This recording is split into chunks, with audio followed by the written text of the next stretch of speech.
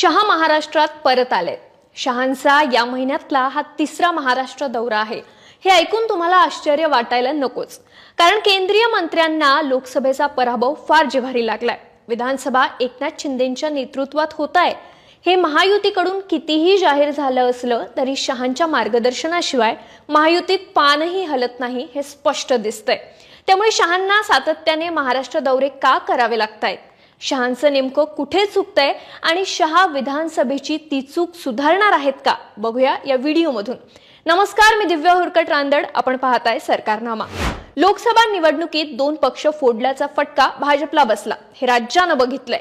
फोडाफोडीच्या राजकारणामुळे भाजपला राज्यात धक्का बसत असताना केंद्रीय मंत्री अमित शहा पुन्हा विरोधी पक्ष फोडण्याचा सल्ला देतात, हे नवलच आहे। अमित शहा यांनी नुकताच कोल्हापूर दौरा केला। विधानसभा निवडणुकीत भाजपची रणनीती काय असावी हे केंद्रीय मंत्री अमित शहा यांनी स्पष्ट करत असताना विरोधी पक्षांना फोडण्याचा सल्ला पुन्हा एकदा पदाधिकाऱ्यांना दिलाय। वास्तविक पाहता गेली 10 वर्षे केंद्रात भाजपची सत्ता आहे आणि राज्यात 7 वर्षे भाजपची सत्ता आहे। मात्र तरीही भाजप मतदारांमध्ये आपला इम्पॅक्ट निर्माण करू शकला नाही। विकास कामांचा चेहरा भाजपकडे नाहीये असं अमित शहा यांच्या वक्तव्यावरून दिसून येतं।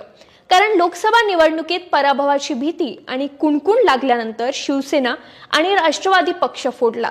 त्याचा फटका लोकसभा निवडणुकीत बसला। ज्या काँग्रेसला भाजप संपवण्यासाठी निघाली होती तीच काँग्रेस लोकसभा निवडणुकीत मातब्बर ठरली। असं असताना पुन्हा एकदा अमित शहा यांनी दिलेला फोडाफोडीचा सल्ला भाजपला घसरणीवर नेऊन ठेवणार आहे की काय, असा सवाल उपस्थित होतोय। भाजपने फोडाफोडीच्या राजकारणात बसलेला पक्षाला फटका यापासून धडा घेणं गरजेचं होतं, मात्र भाजपने असं केलेलं काही जाणवत नाही।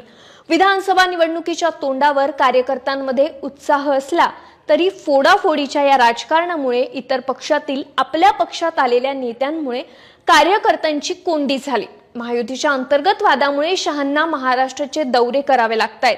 आज अमित शहांची शिंदे, फडणवीस आणि अजित पवारांसोबत बैठक होणार आहे। या बैठकीत महायुतीच्या जागा वाटपाचा प्रश्न सुटेल अशी शक्यता आहे।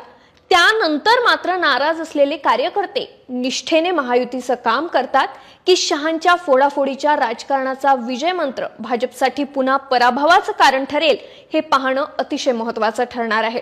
सुसंस्कृत देशात संस्कृतीचे धडे शिकवणाऱ्या राष्ट्रीय पक्षाच्या वरिष्ठ नेत्याचं हे कानमंत्र विधानसभेत भाजपला पास करणार की नापास? तुम्हाला काय वाटतं? आम्हाला कमेंट करून नक्की सांगा। आणि अशाच महत्त्वाच्या राजकीय विषयाची विश्लेषण आम्ही रोज तुमच्यासाठी करत असतो, ती तुमच्याकडून मिस होऊ नये यासाठी सरकारनामाला सबस्क्राइब करायला विसरू नका।